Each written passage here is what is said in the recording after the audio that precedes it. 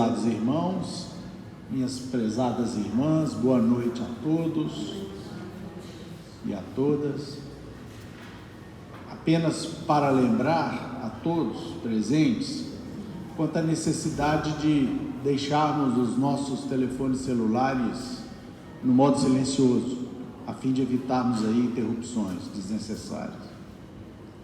Nós vamos elevar os nossos pensamentos a Jesus, como sempre fazemos, agradecendo o Mestre amado a oportunidade de aqui nos encontrarmos para estudar o Evangelho, a sua boa nova, que tanto nos inspira, que tanto nos esclarece, consola, rogando ainda ao nosso Mestre amado e querido as bênçãos da saúde, da paz, da felicidade, da tranquilidade para todos os nossos irmãos aqui presentes nessa noite, encarnados e desencarnados. Que essas bênçãos que provêm da misericórdia divina possam também ser levadas aos nossos lares, aos nossos familiares. Abençoai a todos aqueles que sofrem, especialmente aqueles que se encontram pelas ruas, que se encontram hospitalizados, encarcerados. Abençoe ainda, Senhor, aos descrentes do mundo, que passam pela privação da fé e da crença e sofrem, muitas vezes, sem resignação. Abençoai, por fim, Senhor, esta casa, que é do Senhor, que ela sempre continue erguida sobre as bases fortes da sua boa nova e que possamos contribuir para a sua existência com as nossas vibrações de muita paz e de extensivo amor para as nossas tarefas e estudos que aqui se realizam. Ave Maria, cheia sois de graças, o Senhor é convosco, bendita sois entre os anjos, bendito é o vosso amado Filho Jesus. Santa Maria, Mãe de Jesus, rogai a Deus por nós, filhos pecadores, hoje, agora e sempre, que assim seja. Em nome de Deus, de Jesus, nosso Mestre, de Paulo de Tarso, patrono da nossa casa de oração, estudo e trabalho, dos nossos amigos e benfeitores espirituais, nós iniciamos os nossos estudos evangélicos e doutrinários desta noite, na santa e bendita paz, que assim seja. Do capítulo 2 do Evangelho segundo o Espiritismo, do evangelista João, nós temos o seguinte ensinamento de Jesus. Pilatos, tendo entrado de novo no palácio e feito vir Jesus à sua presença, perguntou-lhe: és o rei dos judeus? Respondeu-lhe Jesus: meu reino não é deste mundo. Se o meu reino fosse deste mundo, a minha gente houvera combatido para impedir que eu caísse nas mãos dos judeus. Mas meu reino ainda não é daqui, ou não é aqui. Disse-lhe então Pilatos: és, pois, rei? Jesus lhe respondeu: tu o dizes, sou rei. Não nasci e não vim a este mundo, senão para dar testemunho da verdade. Aquele que pertence à verdade, escuta a minha voz. Do Evangelho registrado pelo evangelista João, capítulo 18, versículos 33, 36 e 37. Do livro O Consolador, a pergunta feita a Emmanuel, de número 71. Como julgar a posição da Terra em relação aos outros mundos? A grandeza do plano sideral, onde se agita a comunidade dos sistemas, é demasiado profunda para que possamos assinar-lhe a definição com os mesquinhos formulários da Terra. No turbilhão do infinito, o sistema planetário, centralizado pelo nosso Sol, é excessivamente pequeno, singelo, constituindo um aspecto muito pobre da criação. Basta lembrar que Capela, um dos nossos vizinhos mais próximos, é um Sol 5.800 vezes maior do que o nosso astro do dia. Sem esquecermos que a Terra é 1.300.000 vezes menor que o nosso Sol. Nessas cifras grandiosas, compreendemos a extensão da nossa humildade no universo, apiedando-nos sinceramente da situação dos conquistadores humanos, de todos os matizes, os quais, no afã de assambarcarem patrimônios materiais, nos dão a impressão de ridículos e vaidosos polichinelos da vida. Passamos a palavra para o nosso caríssimo amigo, irmão Gilvan, para que ele inicie os comentários da noite.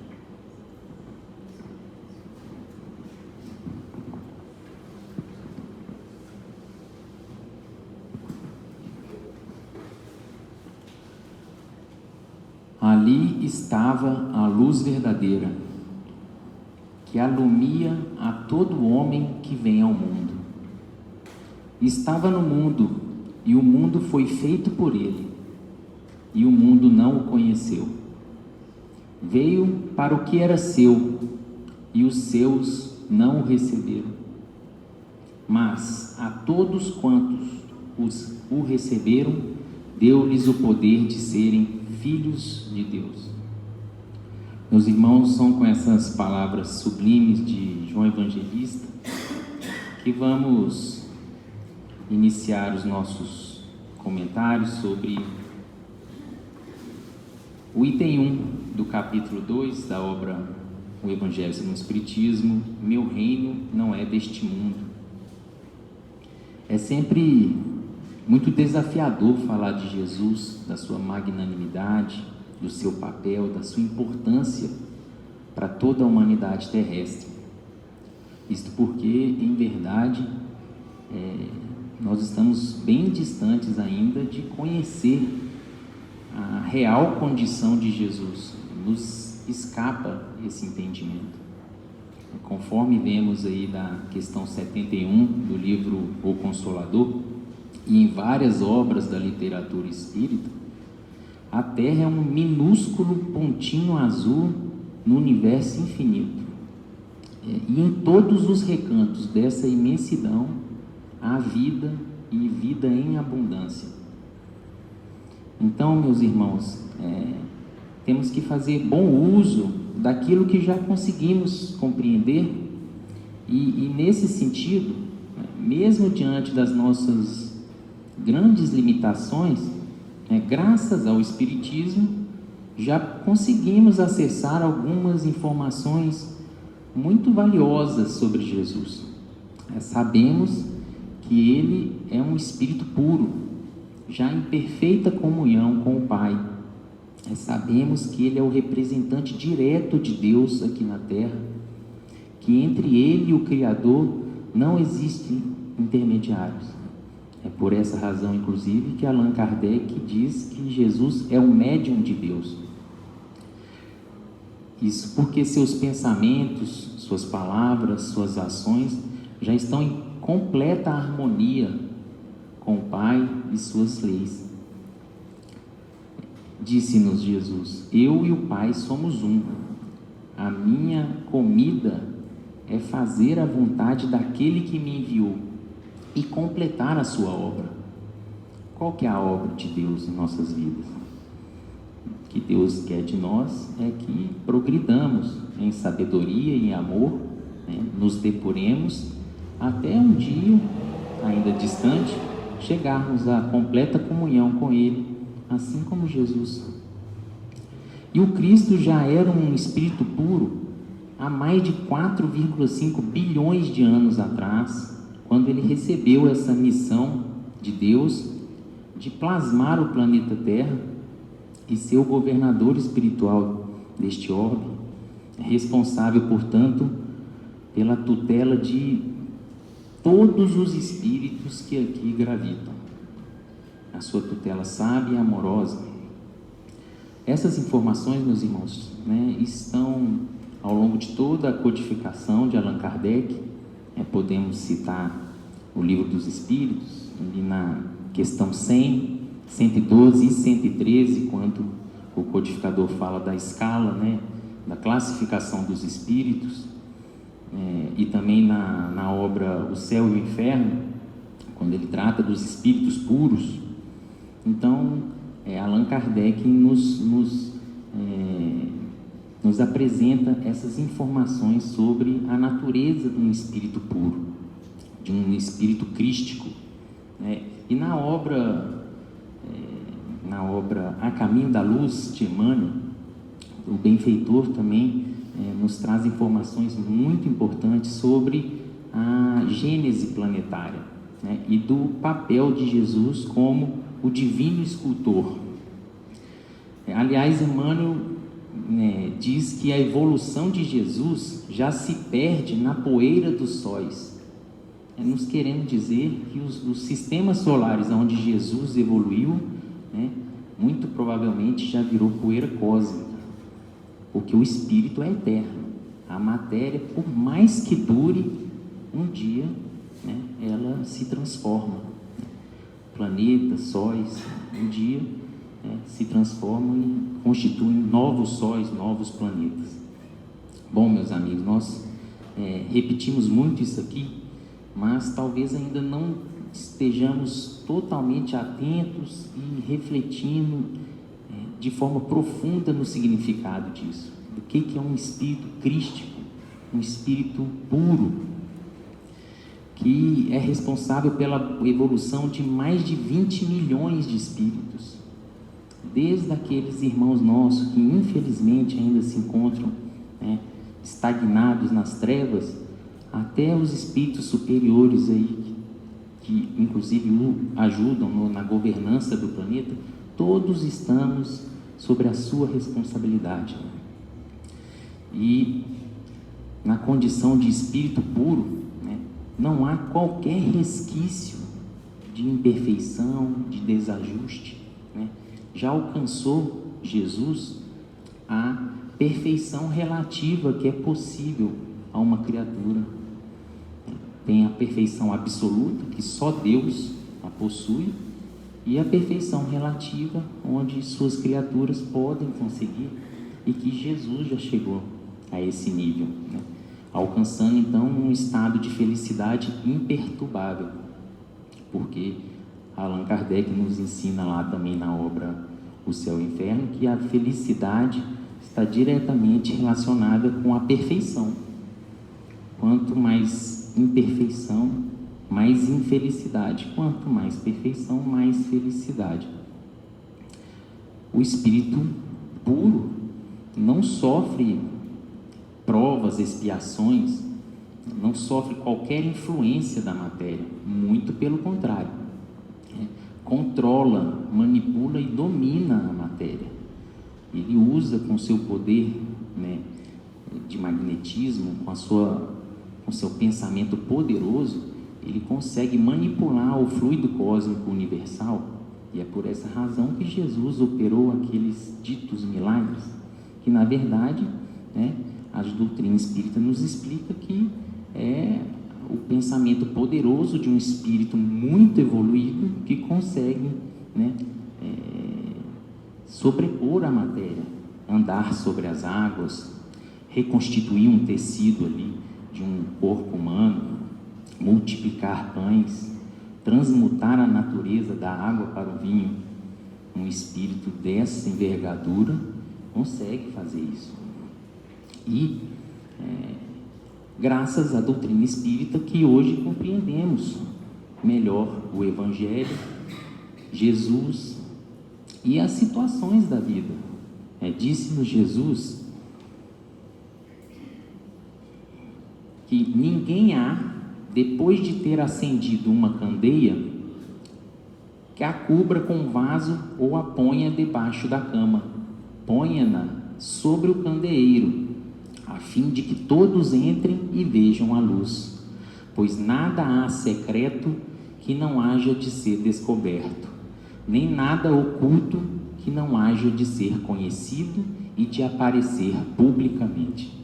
Então, meus irmãos, o Espiritismo, como a terceira grande revelação, descortinou as realidades espirituais e vem nos auxiliando a entender quem somos, de onde viemos, o que estamos fazendo aqui na Terra, qual que é o nosso destino e o melhor caminho a percorrer.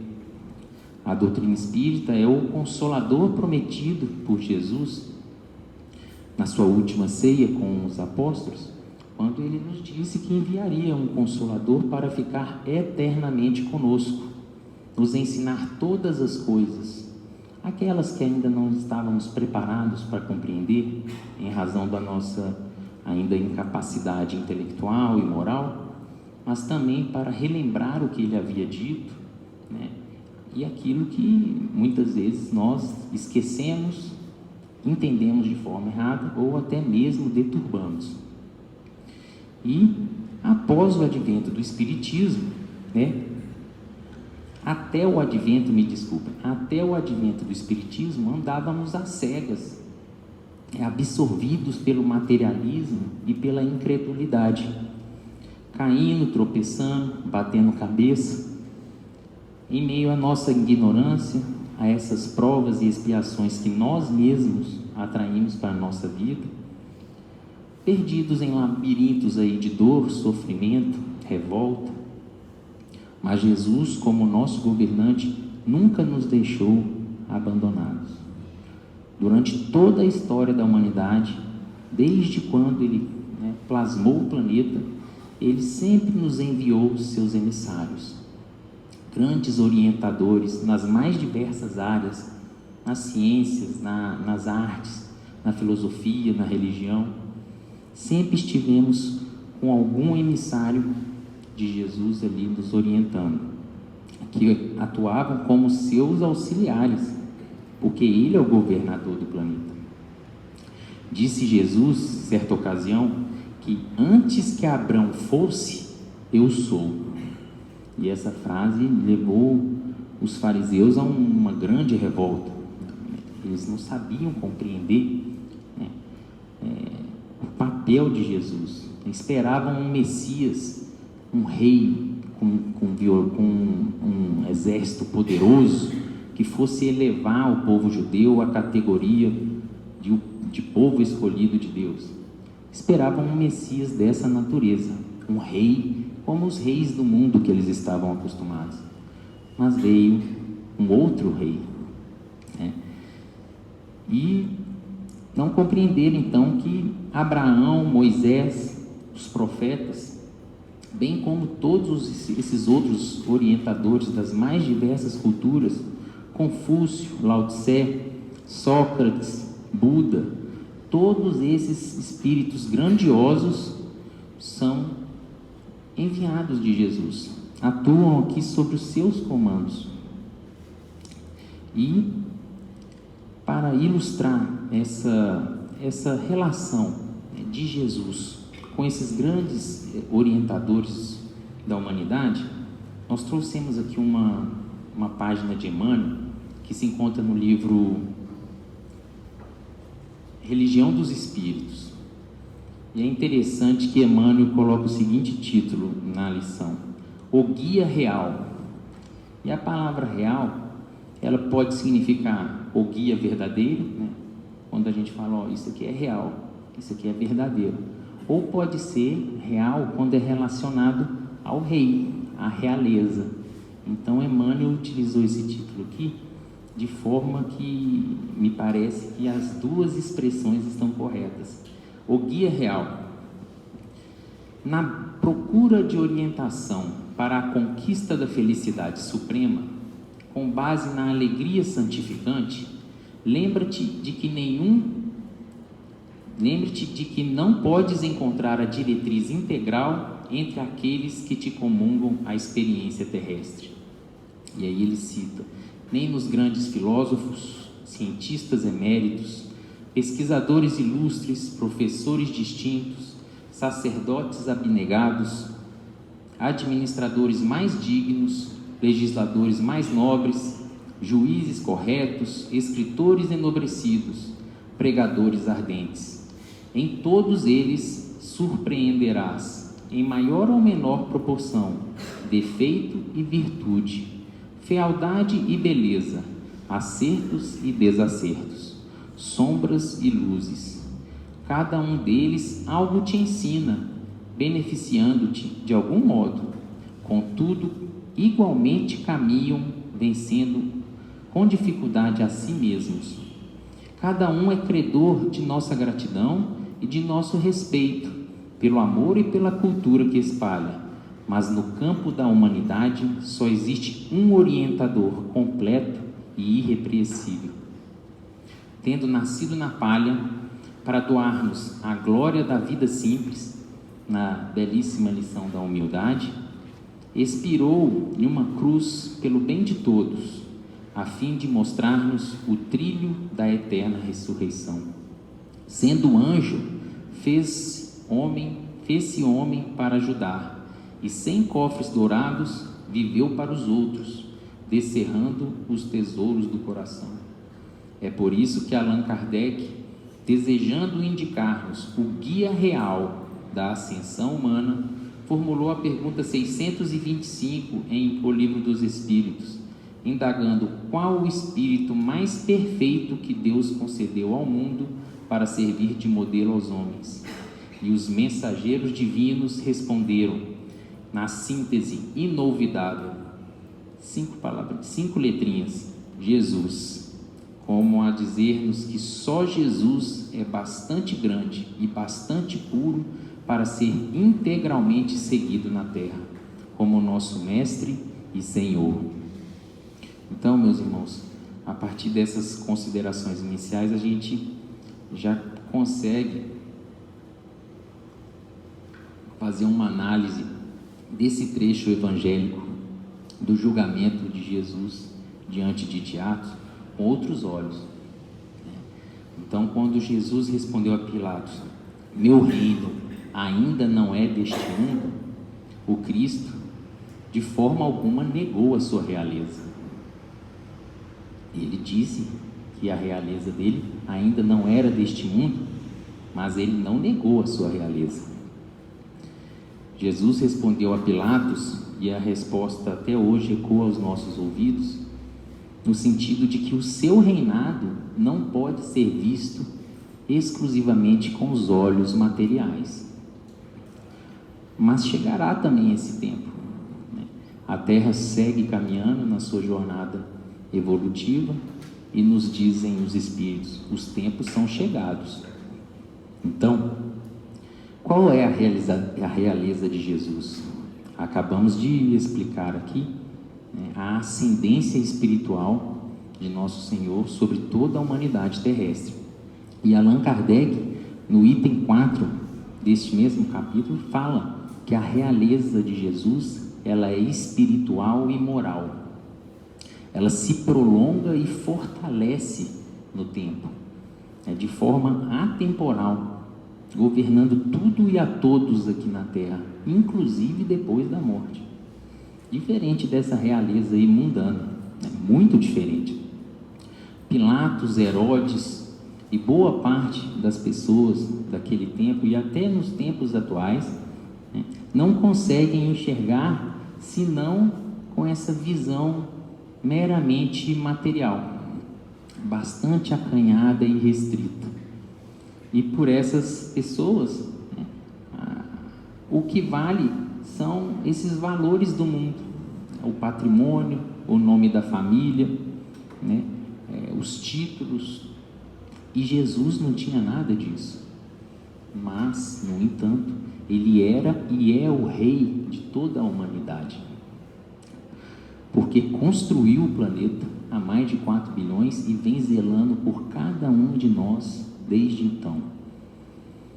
Reflitamos, meus irmãos, na humildade desse espírito, um espírito com essa envergadura intelectual e moral que nós nem conseguimos compreender direito, encarnar aqui no meio de nós, num mundo muito atrasado, numa época onde a violência, o preconceito eram dominantes, e se submeter, permitir-se passar por tudo que ele passou, para nos ensinar as lições divinas da humildade, do amor, da misericórdia e do perdão. No livro Há 2000 anos, temos a descrição do julgamento de Jesus em detalhes impressionantes, que foram contados por Emmanuel, na época encarnado como o senador romano Públio Lentulus. E ele presenciou de perto todos os acontecimentos. Ele foi chamado por Pilatos para aconselhá-lo. E nós não vamos ler aqui todo o capítulo, mas é uma leitura imperdível. Fica aqui a sugestão para os irmãos da obra como um todo, que é uma obra espetacular, né? Há 2000 anos, mas em especial esse capítulo 8, que se chama O Grande Dia do Calvário. E Emmanuel, né, resumidamente, nos fala que aconselhou Pilatos a remeter e enviar Jesus à apreciação de Herodes, porque Herodes estava ali na região, o Herodes Antipas era o governador da região da Galileia, mas ele estava em Jerusalém nessa época por causa das festividades da Páscoa. E Herodes recebe Jesus com profundo sarcasmo e ironia, e veste o mestre com uma túnica resplandecente, põe em suas mãos uma cana para simular um cetro, uma coroa de espinhos, e devolve para Pilatos com o seguinte recado: toma aí o seu rei, o rei dos judeus. Essa inclusive foi a razão da placa ter sido fixada na cruz com as iniciais, né? Jesus Nazareno, reis dos judeus.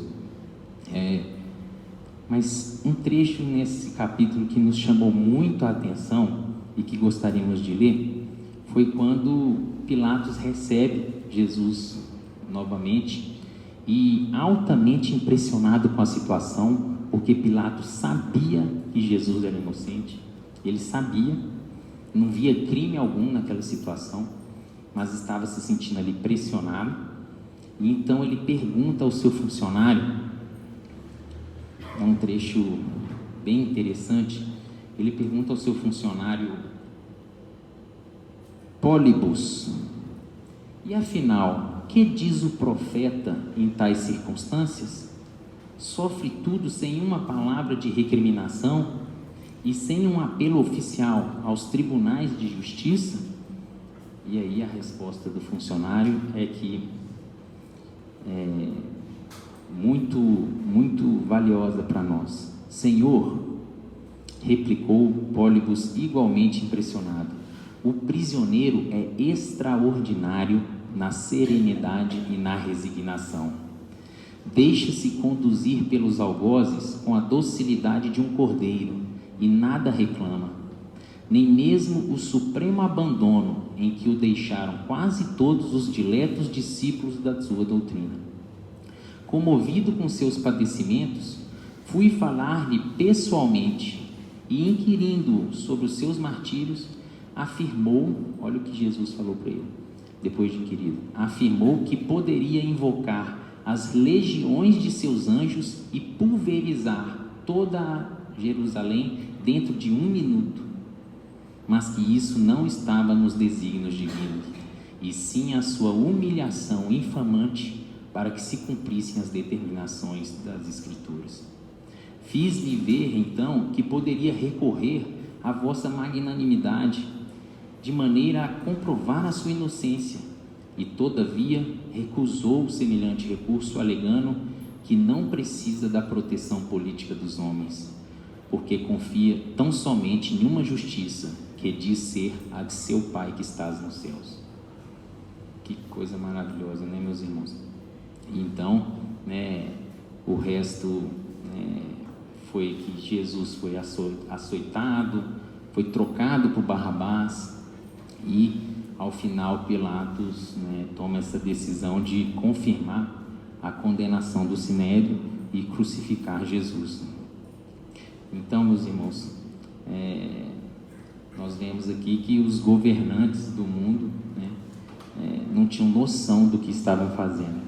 E muitos de nós, infelizmente, estávamos ali também, né, talvez aplaudindo, talvez indiferentes, porque não sabíamos o que estávamos fazendo.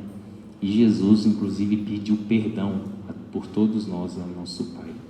E finalizo com as últimas palavras de Emmanuel nesse capítulo.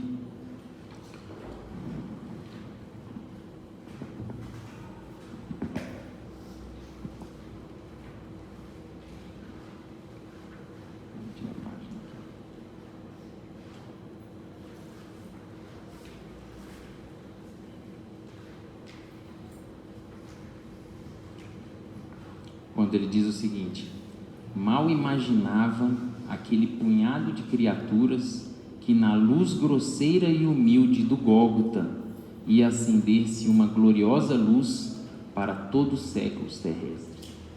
Que Jesus nos abençoe a todos. Meus caros irmãos, boa noite a todos. Que Jesus continue a nos amparar nos estudos dessa noite. Nessa segunda parte, meus amigos, que nós vamos aqui dar continuidade, nós vamos já de antemão aqui fazer uma breve introdução. Nós vamos fazer um esforço de trazer alguns conceitos que a ciência nos ensina, tentando simplificar ao máximo para que fique compreensível para todos nós. O fato é que o Espiritismo amplia muito o nosso horizonte, nos dá uma capacidade de análise extraordinária. Se nós lermos, refletirmos nessas páginas, com toda a riqueza, com toda a grandeza que elas têm, e mais, o Espiritismo, conforme os estudos de hoje, os irmãos vão observar claramente, em muitos pontos, o Espiritismo saiu na frente da ciência.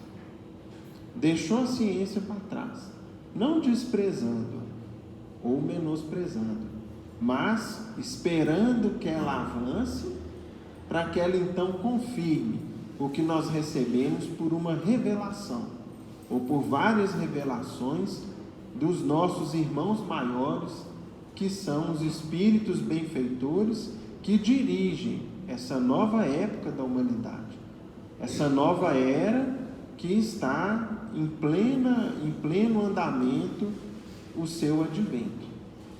Pois bem, vamos tomar por ponto de partida a fala de Jesus com Pilatos, onde o mestre disse: meu reino não é deste mundo. Quando Jesus assim afirma, ora, se não era desse mundo, onde estava o reinado do Cristo? Observem, meus irmãos, que o próprio Cristo já nos induz o quê? A ampliar a nossa análise. Meu reino não é deste mundo. Onde é seu reinado? Jesus dizia a respeito da vida futura. O mestre ensinava a respeito da imortalidade.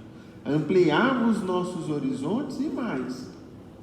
O que esse capítulo 2 do Evangelho segundo o Espiritismo vai fazer é mostrar para a gente o seguinte: se nós não cogitarmos da imortalidade da alma, da nossa eternidade enquanto espíritos, enquanto sobreviventes ao corpo físico que está aí a cada dia, se desgastando um pouquinho, caminhando para o seu perecimento, é a certeza que nós todos temos.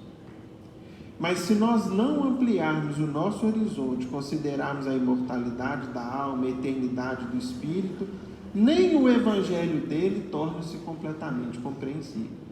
Ou seja, algumas máximas e promessas do Cristo não fazem sentido, se a vida não for considerada em sua eternidade. Pois bem, então, meus irmãos, esse é o desenvolvimento que esse capítulo vai nos ensinar. Em alguns episódios nos quais a gente estudou esse tema, nós tivemos a oportunidade de falar sobre a realeza de Jesus, sobre a mudança do nosso ponto de vista. Enfim, é um capítulo muito esclarecedor para todos nós. Conforme os irmãos viram no início do estudo, foi lida a pergunta de número 71 do livro Consolador, que é um livro fantástico de Emmanuel. Emmanuel, de maneira semelhante ao que é o Livro dos Espíritos, trouxe para a gente uma série de perguntas e respostas cheias de sabedoria. Observem nessa pergunta 71, que está ligada ao nosso tema de hoje, o que os irmãos que eram aqui do Grupo Espírita de Pedro Leopoldo formularam para Emmanuel responder. Perguntaram o seguinte: como julgar a posição da Terra em relação aos outros mundos? Resposta: a grandeza do plano sideral, onde se agita a comunidade dos sistemas, é demasiado profunda para que possamos assinalar-lhe a definição com os mesquinhos formulários da Terra. No turbilhão do infinito, o sistema planetário centralizado pelo nosso Sol é excessivamente singelo, constituindo um aspecto muito pobre da criação. Basta lembrar que Capela, um dos nossos vizinhos mais próximos, ou seja, meus irmãos, eu já comentei aqui algumas oportunidades, hoje em dia com a tecnologia, tem uns aplicativos que a gente põe no telefone e a gente aponta para o céu e ali ele mostra para cada estrela no céu, às vezes o nome, qual a distância que está da Terra, a sua dimensão. É muito legal, é muito interessante para quem gosta desse tipo de tema. É uma descoberta, né? E super acessível, às vezes aí na palma da nossa mão. A Capela é uma estrela vista a olho nu da Terra, é uma das estrelas que constam na nossa abóbada celeste. A respeito de Capela, é um Sol 5.800 vezes maior que o nosso astro do dia. Então, para a gente entender isso aqui, se o nosso Sol pesasse 1 quilo, Capela pesaria 5.800 quilos. Olham, imagine a comparação que a gente está fazendo. Está longe de ser um dos maiores sóis do universo, né? Tem outras estrelas ainda mais pujantes, brilhantes e grandiosas. Sem esquecermos que a Terra é 1.300.000 vezes menor que o nosso Sol. Então, para a gente entender também, vamos imaginar que a Terra pesasse 1 grama. O nosso Sol pesa 1.300 quilos. Estão vendo que interessante? As comparações de grandeza. O que são as grandezas estelares? Nesse simples exemplo de Emmanuel.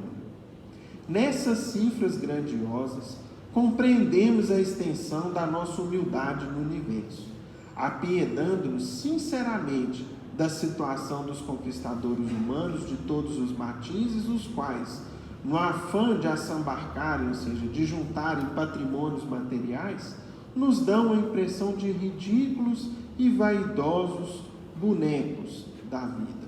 Ou seja, todo conquistador humano, com a sua vaidade, com o seu orgulho, muito ridículo se parece diante da grandeza do universo e da falta de noção da criação divina. Pois bem, meus irmãos, nós vamos seguir agora estudando esse tema com a ajuda do nosso querido Chico Xavier. Como? Vamos contar para os irmãos. Na década de 1970, mais propriamente no dia 27 de julho de 1971, a antiga TV Tupi, que já não existe mais, se eu não me engano, acho que a Rede Globo que a comprou, mas aquela Rede Tupi, ela organizava um programa de entrevistas, e naquele dia, 27 de julho de 71, quem era o entrevistado? Chico Xavier. Esses programas, meus irmãos, porque ele foi em julho de 71 e voltou em dezembro do mesmo ano para um segundo programa. Graças à tecnologia atual, se vocês pesquisarem depois, tudo que nós vamos informar aqui, muitas outras informações interessantes, E até para quem quiser ver a desenvoltura do Chico falando e quão emocionante é o programa, basta a gente pesquisar hoje em dia no YouTube o seguinte: Pinga Fogo com Chico Xavier. Vocês vão sair em cima do link do vídeo, que vai permitir ver o programa 1 ou o programa 2 na sua integralidade. Pois bem, nós vamos então pegar alguns trechos da entrevista do Chico, 3 trechos do primeiro programa e um trecho do segundo programa, para a gente seguir estudando aqui hoje. E lembrem-se, o que ele vai falar aqui, ele falou em 1971. Para a gente entender o contexto, nós vamos ver o que ele vai falar naquela época e o que ainda não aconteceu, mas está por acontecer. E aí os irmãos vão ver que aquela afirmativa nossa de que o Espiritismo, em alguns pontos, vai na frente da ciência, a ciência confirma depois, é verdadeira. Então vamos lá. Na primeira pergunta que nós selecionamos, a entrevistadora L. Alves falou o seguinte: dizem os espíritos também que a vida é uma escola. Nós passamos de ano quando conseguimos uma certa evolução. Esta evolução se faz durante a nossa vida na Terra ou também durante a nossa vida no espaço? Resposta: na vida terrestre, e aí resposta do Chico, nós temos sempre um programa de trabalho e de autoeducação a ser realizado. Mas esse programa prossegue além desta vida, conforme as nossas necessidades, porque todos estamos subordinados à misericórdia de Deus, dentro da justiça que nos rege os destinos. Muitas vezes nascemos na Terra, ou renascemos na Terra, com determinado programa de serviço a realizar, mas realizamos esse programa de modo imperfeito. A justiça seria naturalmente que fosse passado para nós o direito de continuidade do trabalho. Mas a misericórdia de Deus impera no universo inteiro. Portanto, há continuidade de trabalho para nós todos e continuidade de estudo na outra vida, graças a Deus.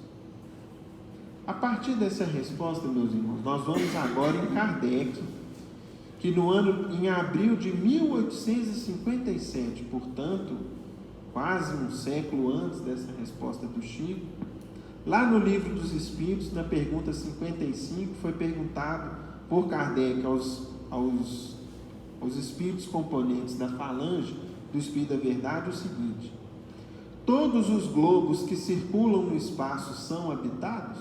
Resposta: sim.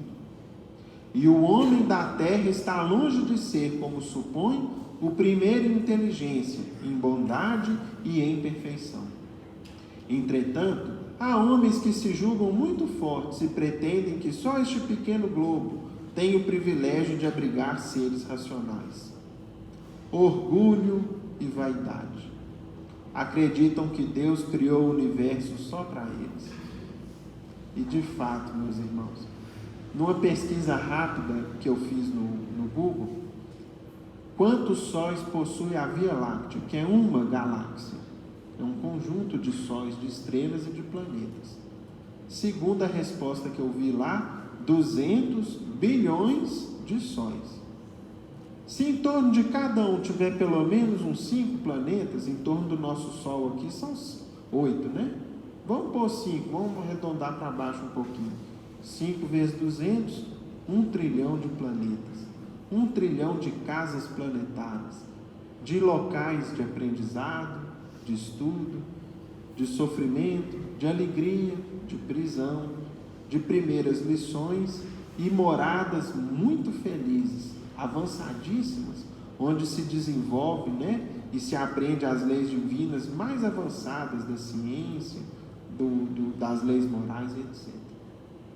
Então, para a gente ter noção da grandeza na qual nós estamos inseridos. Bom, ainda no Livro dos Espíritos, nós vamos ver mais adiante, na pergunta 172, o seguinte: as nossas diversas existências corporais se realizam todas na Terra? Resposta: Nem todas. Vivemos-las em diferentes mundos.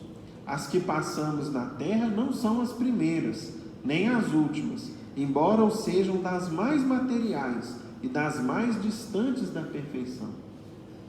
Pergunta seguinte: a cada nova existência corporal, a alma passa de um mundo para outro ou pode ter várias existências no mesmo globo? Pode reviver muitas vezes no mesmo globo, se não avançou bastante para passar a um mundo superior. Letra A. Podemos então reaparecer muitas vezes na Terra? Certamente. Letra B. Podemos voltar à Terra depois de termos vivido em outros mundos? Seguramente. É possível que já tenhas vivido em outros mundos e na Terra.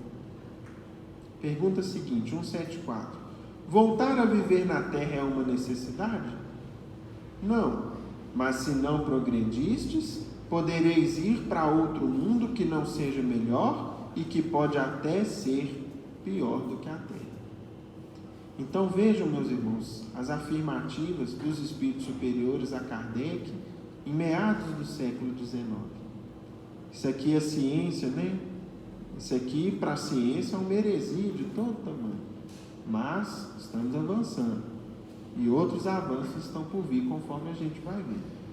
Nós vamos agora, então, seguir, voltando lá para as respostas do Chico, no programa Pinga Fogo, porque mais adiante, no mesmo programa, no primeiro, Saulo Gomes, que tornou-se espírita, perguntou para o Chico o seguinte: Chico, dentro do plano espiritual, que tão bem você aborda e conhece, o homem conquistou o espaço antes ou depois do tempo previsto?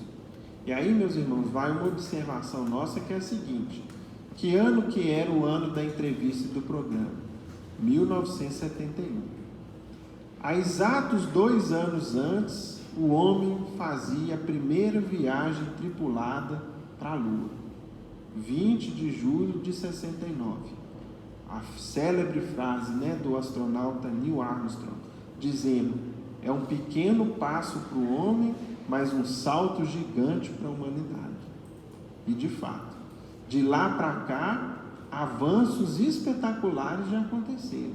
Para a gente citar um rápido exemplo, o que são hoje o trabalho, a função dos satélites no nosso dia a dia?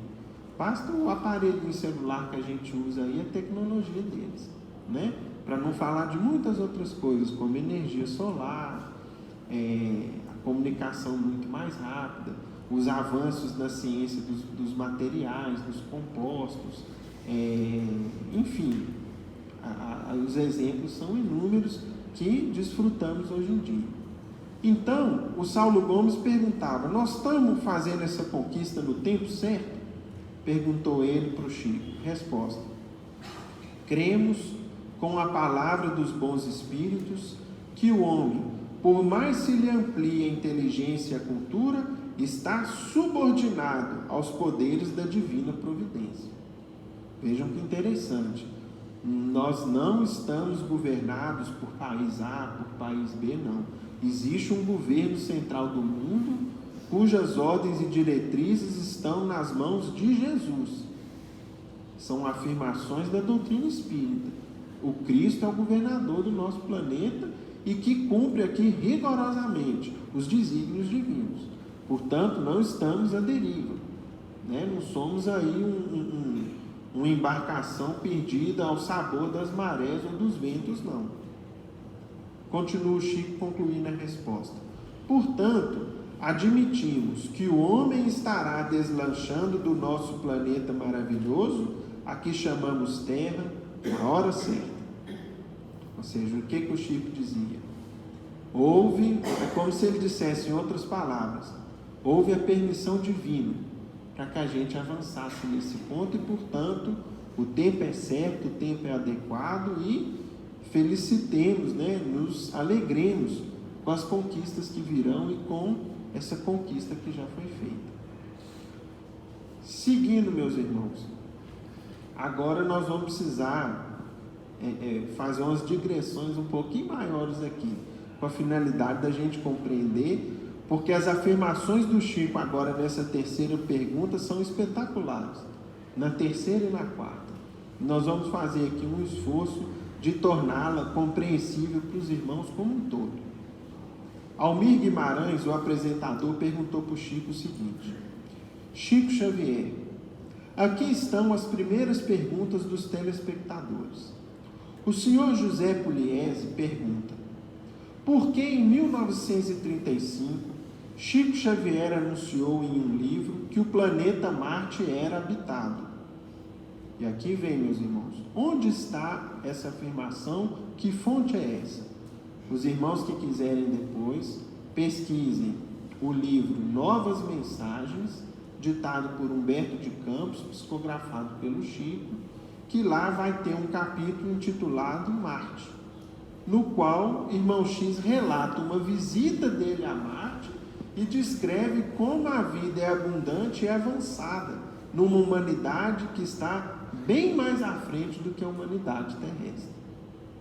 Então, o telespectador confrontou o seguinte: como que Chico Xavier afirma que o planeta Marte era habitado, isso em 1935, e as sondas americanas comprovaram que o planeta era deserto igual à Lua? E de fato, até hoje, se a gente pegar aí os experimentos científicos, as missões espaciais que levaram sondas, ou mesmo os chamados rovers, que são os carrinhos, parecendo um carrinho de controle remoto, tem uma plaquinha de energia solar em cima, cheio de câmera, de braço mecânico. O que eles trazem para nós das imagens de Marte? Um deserto, parecendo um Saara, sem fim, assim, de terra vermelha, né? Completamente como se fosse um vazio absoluto ali. Então ele confrontou, ou seja, o telespectador disse aqui finalmente o seguinte: quer dizer, a sua palavra contra a das sondas americanas. Aí vem a resposta do Chico, vejam que interessante. O caso tem sido estudado por nós com o espírito de Emmanuel, mas, conquanto acatemos com muita sinceridade todas as afirmações da ciência, nós precisamos considerar, e isto, entre parênteses, não é uma resposta despistadora, nós precisamos esperar o progresso da ciência na descoberta mais ampla e na definição mais precisa daquilo que nós chamamos de antimatéria das partículas. Antimatéria que muitos cientistas hoje, para que nós possamos compreender o assunto de modo popular, chamam de matéria às avessas. Vou explicar aqui um pouquinho para ver se a gente consegue compreender essa afirmativa fantástica do Chico. O que o Chico disse para a gente? Olha, a ciência precisa avançar para compreender o que eu trouxe, o que a espiritualidade superior trouxe por meu intermédio para a humanidade. Vamos entender, meus irmãos. Em fins do século XIX, início do século XX, o avanço da ciência fez uma afirmativa de que a menor partezinha da matéria, ou seja, tudo que tem à nossa volta e que é material, segundo a ciência da época, afirmou que o tijolinho menor tinha o nome de átomo. E, inclusive, a ciência organizou a chamada tabela periódica, especialmente a química, com vários átomos, com vários elementos, entre eles o hidrogênio, o urânio, o ferro, o manganês. São 100 e poucos elementos, se eu não me engano. Inclusive, essa tabela, inicialmente, ela tinha uma quantidade de elementos, depois ela foi aumentando, inclusive com o avanço da ciência.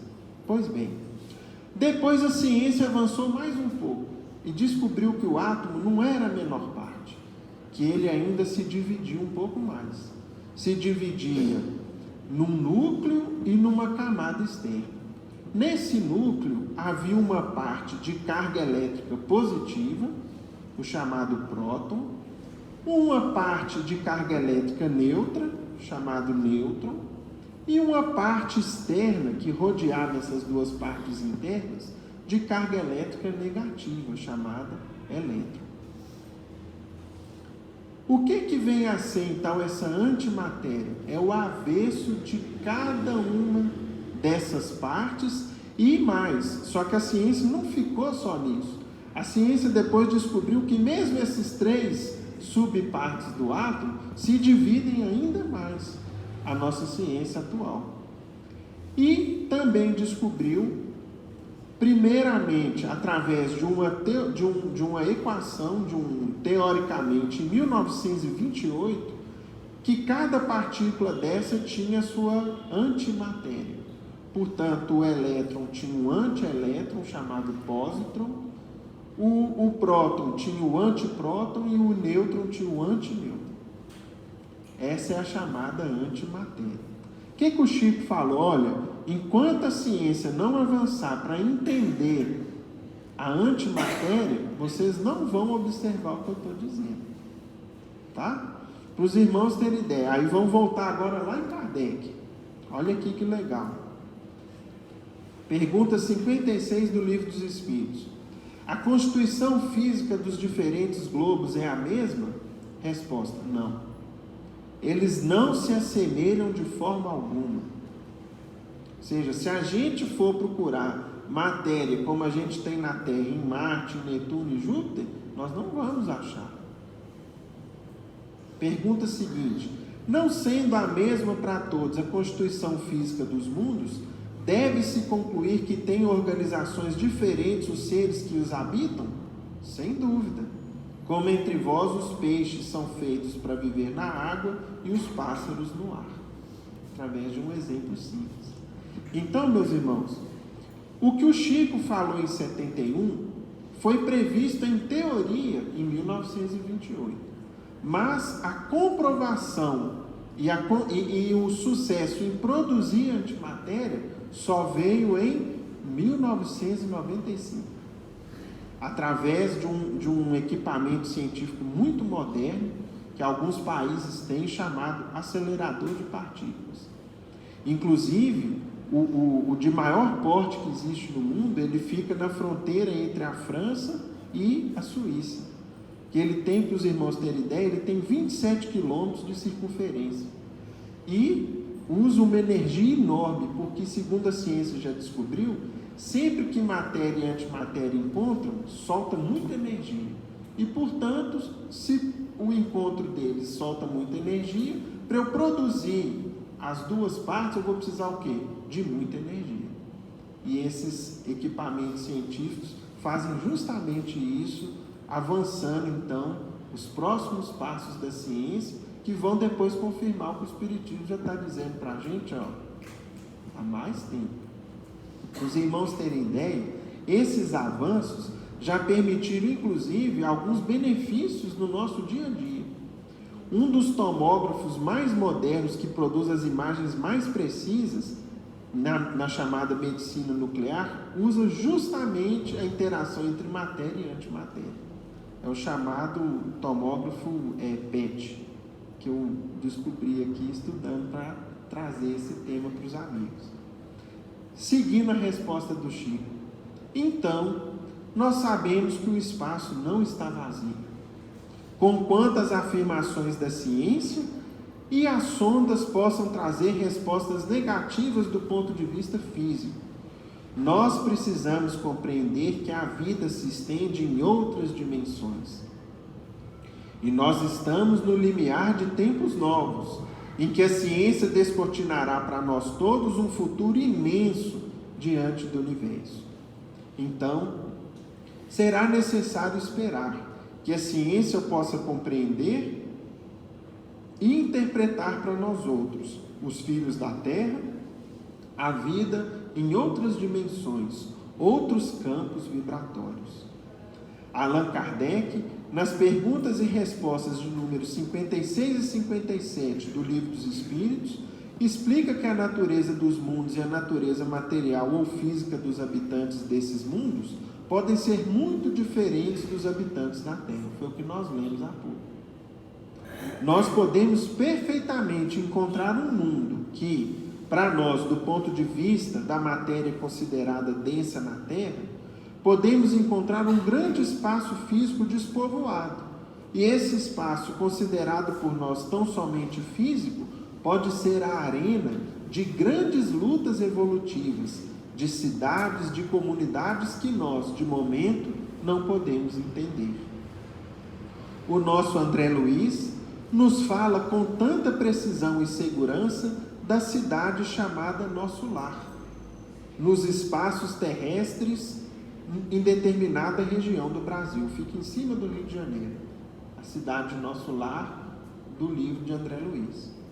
É uma cidade perfeitamente constituída de entidades espirituais, mas uma cidade com todos os apetrechos de trabalho e com todos os elementos de estudo para satisfazer a nossa sede e a nossa fome de conhecimento e de progresso, como muito bem perguntou a nossa querida entrevistadora. Então vejam só, né? Isso a ciência ainda vai avançar para trazer para a gente. Finalmente, meus amigos, a última parte é que é muito interessante também. Aí eu precisei fazer outra pesquisa, porque o que o Chico falou aqui por último agora está previsto para acontecer em 2030, daqui a 6 anos. Vejam que legal, que interessante.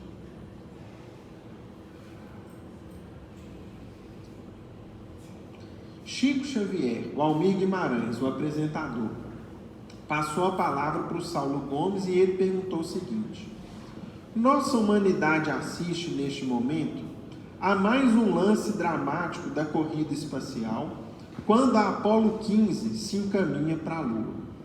Essas missões Apolo foram as do final da década de 60 e início da década de 70, que levaram sucessivamente os astronautas norte-americanos na Lua.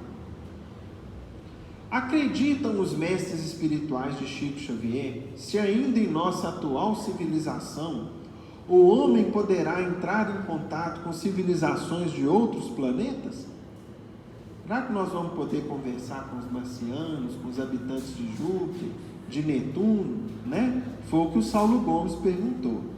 Vejam só, o Chico disse o seguinte, em 71, se não entrarmos numa guerra de extermínio nos próximos 50 anos, seria, meus irmãos, a chamada Terceira Guerra Mundial, usariam armas nucleares que estão aí de maneira abundante e que iriam talvez extinguir a vida na Terra, ou mesmo tornar o planeta inabitável. Então o Chico colocou essa premissa. Se não entrarmos numa guerra de extermínio nos próximos 50 anos, então nós poderemos esperar realizações extraordinárias da ciência humana partindo da Lua. Nós vencemos aqui os 50 anos? Vencemos. 2021 agora nós vencemos, né? Sem nos auto-exterminarmos. Podemos esperar realizações extraordinárias da ciência humana partindo da Lua. Hoje, quando os irmãos forem embora, a Lua está cheia, está bonita, observem ela e lembrem do nosso estudo de hoje, porque é muito enriquecedor. Continua o Chico. Diz o nosso Emmanuel, que está presente, que quando Cristóvão Colombo perambulava pelas cortes europeias, pedindo socorro para descobrir um caminho mais fácil para as Índias, muita gente considerou o programa dele como absolutamente inútil para a humanidade, que aquilo era uma despesa absolutamente inócua e que iria pesar demasiadamente no orçamento de qualquer povo. Até que ele conseguisse o apoio de Fernando e Isabel, os então soberanos de Castela. Perdão, eu vou reler aqui. Até que ele conseguisse o apoio de Fernando e Isabel, então soberanos de Castela, que posteriormente viraria a atual Espanha, né? Mas nós hoje sabemos, depois de mais de 4 séculos, a importância daquele feito. Então, nós não podemos também acusar os nossos irmãos que estão se dirigindo à Lua para pesquisas que devem ser consideradas da máxima importância para o nosso progresso futuro, porque as despesas efetuadas com isso serão naturalmente compensadas. talvez com a tranquilidade, para uma sociedade mais pacífica na Terra. Porque se não entrarmos, por exemplo, num conflito de proporções imensas, então na Lua é possível, olha o que o Chico fala aqui, é possível que o homem construa cidades de vidro, as cidades estufas, onde cientistas possam estabelecer pontos de apoio para a observação da nossa galáxia. Essas cidades não são sonhos da ciência. Essas cidades, naturalmente, com muito sacrifício da humanidade terrestre, podem ser feitas e provavelmente vai se obter azoto, que era o nome dado ao nitrogênio, oxigênio e usinas de alumínio, e formações de vidro e matéria plástica na própria Lua, para a construção desses redutos da ciência terrestre, e provavelmente, a água será fornecida pelo próprio solo lunar. Alguns anos atrás aí foi anunciado que existe água em estado sólido no subsolo da Lua. O Chico já anunciou na década de 70, né? Então, teremos, quem sabe, a possibilidade de entrar em contato com outras comunidades da nossa galáxia.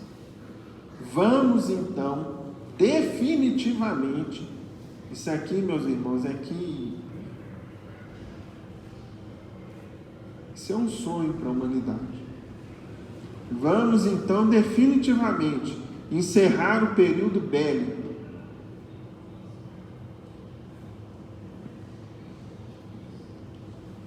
na evolução dos povos terrestres. Não faz sentido, gente. Um país contra o outro o tempo todo, armas cada vez mais impressionantes. Nós somos irmãos. É uma família só, um irmão contra o outro, para quê? Aí vai encerrar esse período. Porque nós vamos compreender que fazemos parte de uma família universal. Que não somos o único mundo criado por Deus. O próprio Jesus, a quem reverenciamos como nosso Senhor e Mestre, disse: há muitas moradas na casa de meu Pai.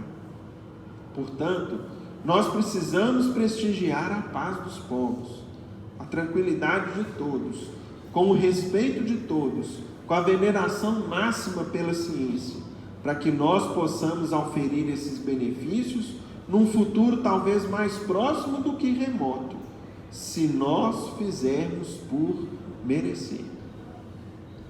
E aí, meus irmãos, vejam aqui que interessante, para a gente concluir a evidência do que o Chico disse, e que agora, né, na década de 20 do século 21, agora no ano até 2030 vai acontecer.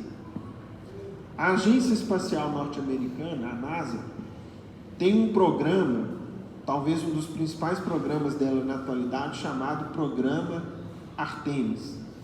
Artemis, na mitologia grega, era irmã gêmea de Apolo. Enquanto Apolo levou os homens para a Lua na década final de 60 e início de 70, Artemis agora planeja levar na nossa década atual.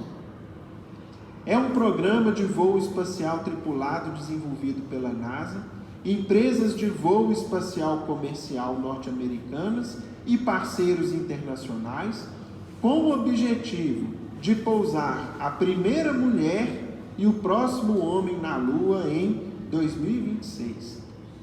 O Artemis seria os primeiros passos num objetivo de longo prazo de estabelecer uma presença sustentável na Lua, criando a fundação para que empresas privadas construam uma economia lunar e, eventualmente, enviem humanos para Marte. E um outro trecho, em 2017, foi dado um grande foco pelo governo dos Estados Unidos nesse programa, na época era pelo presidente Trump, no qual ele disse o seguinte: a diretiva que hoje assino vai mudar o foco do programa de exploração na direção da exploração e descoberta humanas. Marca o primeiro passo para o retorno de astronautas para a Lua pela primeira vez desde 1972, com o objetivo de exploração e uso de longo prazo. O que é o uso de longo prazo da Lua? Construção de bases na Lua. As chamadas cidades de vidro que o Chico falou. Eles não falam aqui, mas só pode ser isso. E mais, além de bases no solo lunar, eles vão construir uma estação orbital em torno da Lua, que vai ser um ponto de parada das missões que saírem da Terra, para de lá, então, partirem para outros pontos do espaço, inclusive para Marte. Por quê? A tecnologia atual, o homem vai do planeta Terra para a Lua com 3 dias de viagem, mas Marte gasta 6 meses. E daí a tecnologia vai avançar para permitir os próximos avanços. Concluindo, meus irmãos, por que ainda, esses avanços não se efetuaram ou não avançaram de maneira mais expressiva? Por causa do requisito moral que a humanidade precisa ter. É o que está travando a gente. Nós não podemos avançar em direção ao espaço com o objetivo de conquistar, de dominar, de tomar dos outros, de explorar outras coletividades. Nós precisamos crescer moralmente. Vejam, aqui a última pergunta de Emmanuel, 74 do livro Consolador. O homem científico poderá encarar com êxito as possibilidades de uma viagem interplanetária? Resposta: enquanto perdurar a sua atitude de confusão, de egoísmo e rebeldia, a humanidade terrestre não deve alimentar projetos de viagens interplanetárias. Que dizermos de um homem que, sem dispor a ordem na sua própria casa, quisesse invadir a residência dos vizinhos? Se tantas vezes as criaturas terrestres têm menosprezado os bens que a providência divina lhes colocou nas mãos, não seria justo limitá-las ao seu âmbito acanhado e mesquinho? O insulamento da terra é um bem inapreciável. Precisa, por enquanto, até que a gente moralmente melhore, a gente ainda precisa ficar quietinho por aqui.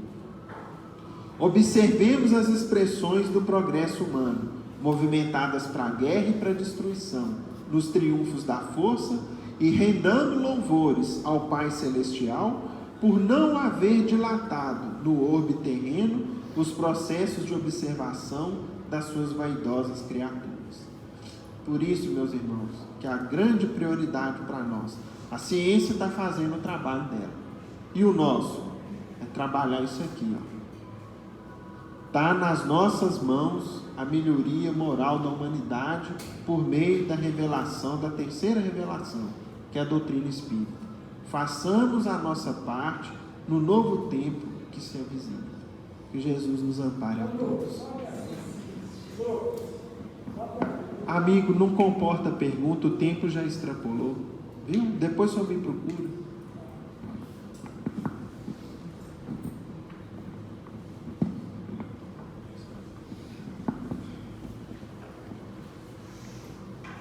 Deus, nosso Pai, misericordioso, bom, justo, essa noite fomos esclarecidos pela doutrina espírita, o Consolador prometido, a respeito da vossa criação. Nós temos aprendido aqui a respeito de Jesus, governador espiritual do nosso planeta, que através do Consolador prometido tem nos pedido para crescermos moral e espiritualmente, para buscarmos os patrimônios do Espírito, para trazermos sempre conosco a humildade, o desejo de evolução e progresso, porque fomos criados como espíritos imortais e a eternidade nos espera. Por isso pedimos aos nossos benfeitores espirituais que essas lições estejam sempre vivas no nosso pensamento, no nosso entendimento e no nosso coração, no sentido de buscarmos sempre a nossa evolução espiritual.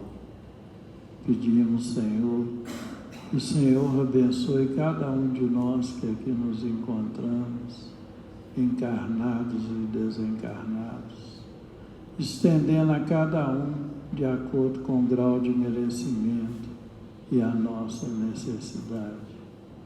Ave Maria, cheia de graça, o Senhor é convosco. Bendita sois vós entre os anjos, bendito é o fruto do vosso ventre nasceu, Jesus. Santa Maria, Mãe de Jesus, rogai a Deus por nós, pobres pecadores, encarnados e desencarnados, hoje, agora e sempre, que assim seja. E com essa rogativa, em nome de Deus, de Jesus, nosso Mestre amado, de Paulo de Tarso, patrono da nossa casa de oração, estudo e trabalho, dos nossos amigos e benfeitores espirituais, nós encerramos os nossos estudos evangélicos e doutrinários da noite, na santa e bendita paz, que assim seja. Meus irmãos, vai ser formada uma fila agora aqui no salão, para aqueles que desejarem tomar os passes. Uma boa noite a todos.